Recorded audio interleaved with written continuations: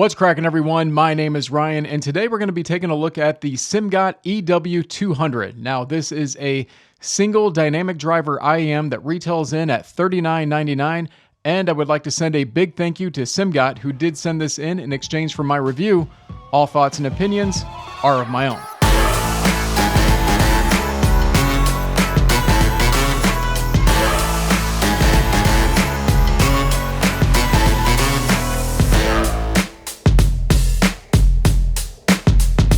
So the EW200 consists of a 10mm dual magnetic circuit, dual cavity dynamic driver. The diaphragm is a double-sided vapor deposited silicone crystal, and it all comes together for 16 ohms of impedance and 126 dB of sensitivity. So these are going to be extremely efficient, easy to drive. In fact, a little bit on the more sensitive side nature of IEM, so do take note of that. Now, inside the box, you're going to get the IEMs. You're going to get a set of small, medium, and large clear silicone tips, clear white, I guess you could call them. You do get a gray pouch. And then, of course, you are going to get a cable. Now, this is a silver-plated OFC cable. Really nice cable, I got to say. This is the same that I think they included with the EA500, or awfully close to it anyway. You know, if you take a look at this IEM, well, maybe not on my stand here because the silver knob here kind of blends into the IEM. And that's the first thing I want to talk about, is this is a silver all metal body shell that you're going to see here. Now, I really like the build of this. It's got a little bit of weight to it, but it is not heavy. I didn't get the exact grams on this. It's not as heavy as the EA500. It's also not as big as the EA500. I do like the etching they do of the SimGOT logo and some other things on there. Of course, it's going to be a fingerprint magnet, but you know, that's just something that comes with the territory. And then the fit and comfort. Now for me, this is very subjective, of course, but this is one of the better fitting IEMs that I have had to date. It just fit right in with the stock tips that I had included in the box, and I instantly got good comfort. I haven't had a single bit of fatigue wearing these and listening to them. So great job there from SimGOT on the fit and build. Now, of course, aesthetically, that's going to be subjective as well. I personally like this metal shell, but again, that won't be for everyone. Now, one thing to note before we get into sound is this is supposed to be tuned somewhere in between the 2016 Harman target curve and also the SimGOT classic curve. So now we'll talk about that, of course, as we segue here into sound. And I guess that was my segue into sound. So let's talk about sound.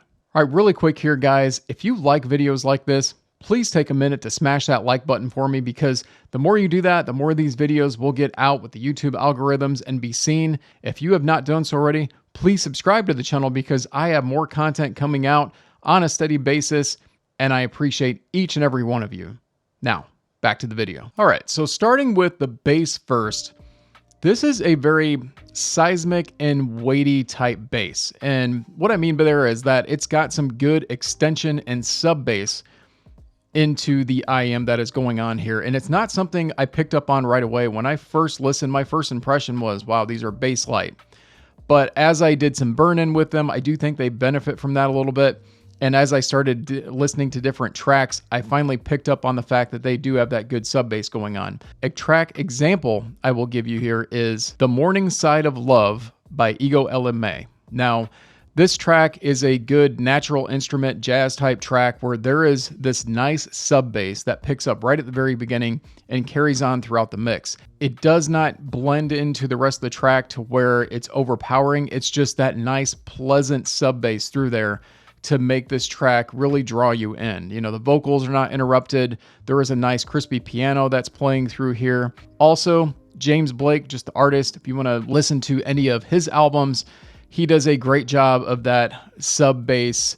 You know, a lot of those tracks have that in there. I've referenced his tracks before, and you know, he really shows off in some of his just what this IEM can do. Now, there's not a lot of body to the bass, so I think mid bass to upper bass is where it starts to roll off a little bit. But overall, that extension's nice. And this is one of those things that if you pair it up with a certain type of amp or dongle DAC, you know, something like my IFI Go Bar, when I hit that, you know, slap button, as some people call it, but when I hit, you know, the X bass on there, that really picked up some of that and gave it a little bit of slam, because this does not have a lot of slam naturally out of it.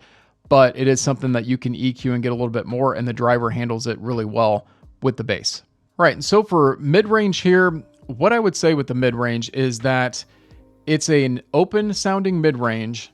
It's got decent resolution, but it's not very breathy.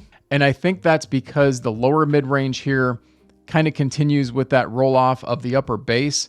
And so, impact and dynamics, drums and things like that don't hit quite as hard. And so for that reason, there's just not a lot of depth to that lower mid-range, if that makes sense.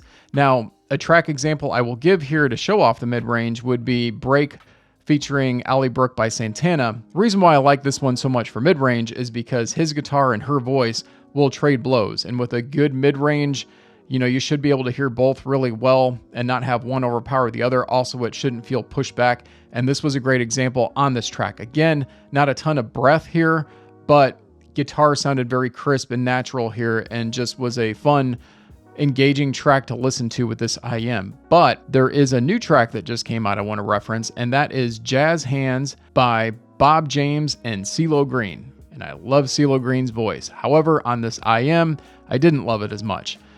For some reason, when he was singing, just the upper registries of his voice on this got a little bit of harshness to them with this IM and got a little bit too aggressive at times. And I think that's where some of that openness I talked about with the mid-range can be harsh. If you're somebody that's sensitive to that high presence region, you may even get some shout with this. I personally didn't, but it is possible that somebody else could get that. Now, this could also be another example where a different, type of DAC or amp or something that maybe smoothens that out a little bit will help you out. So, do take note of that when I'm talking about the mid-range.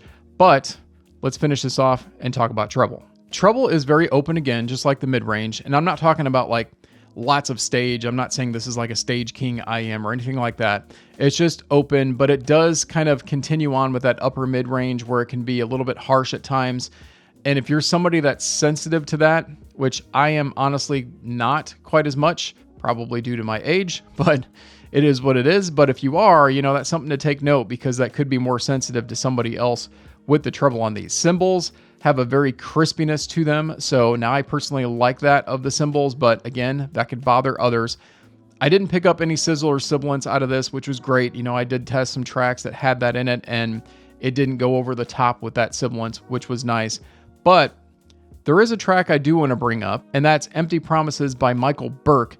This is my lovely blues music that I enjoy so much, but there is a guitar solo here that is around the 220 mark, and this is kind of what I'm talking about.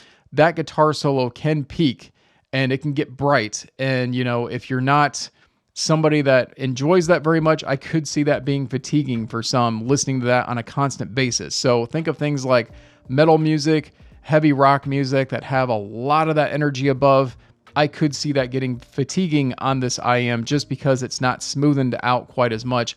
Gaming wise, like I said, I do think this has, as far as space goes, it's got decent enough space. It's got good imaging as well. This would play well with games.